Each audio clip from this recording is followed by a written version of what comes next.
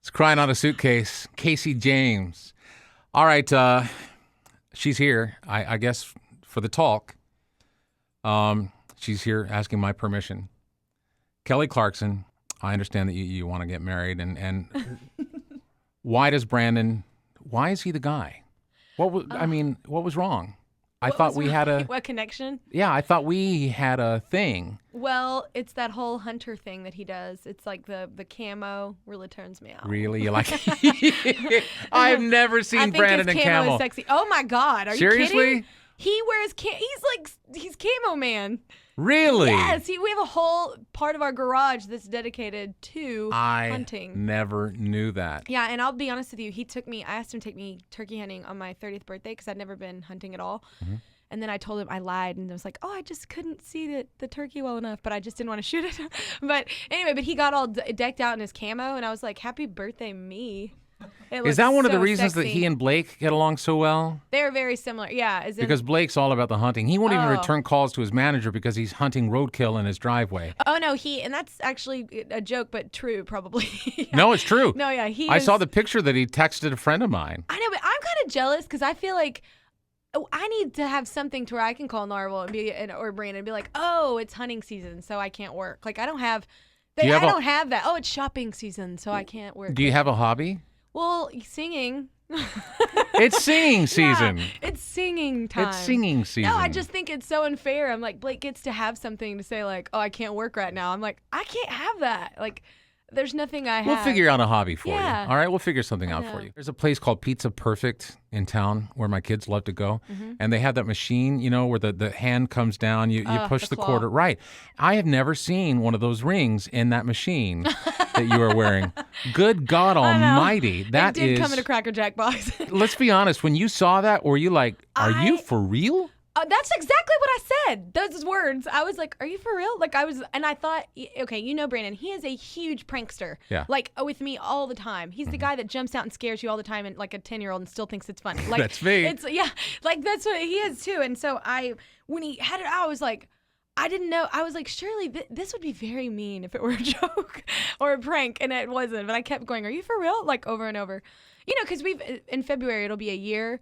And, he was married for a good while. And I'm that person that wants somebody to, take their time and make sure that they've had time to work stuff out, because that's huge. Like, I've gone through 2 divorces with my family, but I've never been the person getting divorced. And that can be really hard. So, I just didn't know, like, if it was I didn't think it would be that soon. So. Did you cry?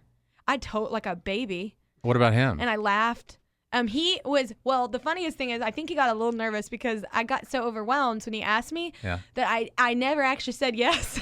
Are you serious? Really? Yeah, I got so overwhelmed because I was like, what? And then I was like, are you gonna put the ring on my finger? And because he hadn't done it yet, and he was like, you haven't actually said yes. He's like, and he just kind of got a little red and was like, but yeah. And did you guys call Reba and Narvel together? No, I called my mother and he called his parents and then I called, we called separate people, but anytime he'd call someone, like I remember he called Narvel, I'm just hooting and hollering in the background. I'm just going, woo! Like in the background, I'm like, close the deal, baby. Yeah. But it's so funny, right when you get married, everybody asks, when is it? When's your wedding? And I'm like, we just got engaged. Or right when you get engaged, people ask like, when are you getting married? And I'm like, I don't. We got to bring it up to the music. The song that she would not have been able to record had it not been for the love of Brandon. Kelly Clarkson, our guest, more on the way.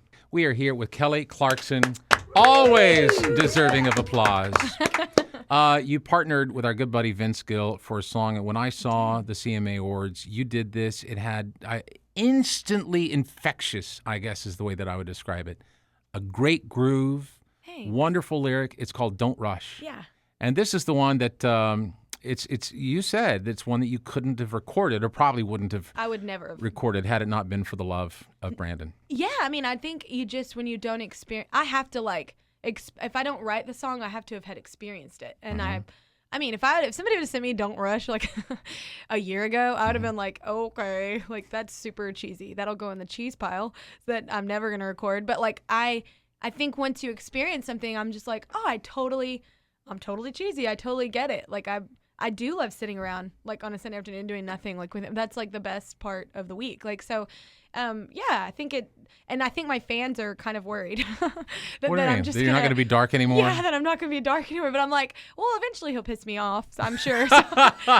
So Taylor. I mean, Kelly. I know. I love that people blame her all the time for like talking about relationships. I'm like, name one artist that doesn't, write songs about their relationships. The best written songs come from your own personal experience. Yeah. And I think you're absolutely right. If you can't authentically sing it, You won't people emote know it it. properly. Yeah, You won't there's translate that difference. Believability. Yeah, there is Yeah. a believability thing in there.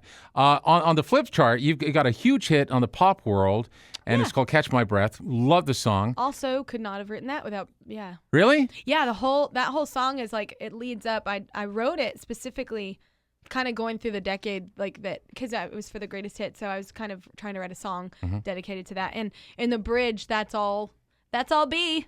Wow, I love that. I know it's so cheesy. Is there gross. part of it? Everyone's vomiting listening to this. By the way, before you go, because I know we're pressed for time, I got a Christmas card from you. She is like super fan, super sweet at like every show. Her name is Danielle Pope. Yeah, she's at every show. But here's the deal. So Danielle, she sent us this Christmas card, and it says, Merry Christmas, Danielle Pope, Kelly Clarkson. I love it. I was like, Blair, but look at the send out picture. Look at the Christmas picture. cards. What I like about this is the fact that so she handed Kelly a hat to put on. Yes. And it's like you can totally tell that you're trying to be a good sport and put it on there, but not mess up your hair. Okay, and that's more so because there's a braid, and my girl Ashley, who does my hair, not my assistant, my girl Ashley does my hair, was standing next to me going, if you put that hat on. She's going to kick you. your... Yeah. She's like, I just worked a long time on that braid. But I've got a better story for Danielle. Actually, I just remembered how I know her. I did this one thing, and I tweeted one night while I might have been intoxicated and made a poor decision of going, hey, everybody, if you want to karaoke with me, meet me at da-da-da. And she showed up, and she, I believe, sang Proud Mary. Yeah, she did a hell of a job on Proud Mary. I'm just going to tell you She was right on now. Singing Bee. She was on fire. I didn't know that. Yeah, she was on Singing Bee, and she would have done very, very well, but she literally, and she had a party at her house for the viewing. We're all excited. We're like, you wouldn't hold a viewing party of the show if you hadn't won or done well. 11 seconds out.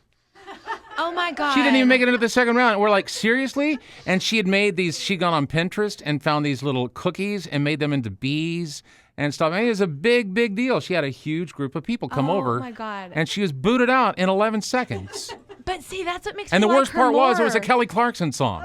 No, I'm Oh my joking. God, that makes me like her more though. It's like you're celebrating a Her failure. success. That's awesome. Failure, Like, success, that's yeah. like, man, you didn't like make it there, but you made it to the show. So she sees that. Most people would see that as a failure. She saw it as success. See, Danielle, so. there's a lesson for all of us. I just love that I sent you a Christmas card. Didn't know it. Didn't even know it. Well, I look I'm pretty spiffy in my bedazzled Probably outfit. not. We got to wrap it up. Don't forget, ladies and gentlemen, the current single is called Don't Rush with Vince Gill. It's on her greatest hits. Out now. She is lovely. She is talented. And she turned me down. Make she me took feel good about myself. Brandon's rock instead. Ladies and gentlemen, No. Kelly Clarkson. You should have worn camo. I actually am wearing camo underpants. Does that count? That doesn't count because I can't see them, Blair. I'm just kidding. Don't take your pants off. I'm kidding.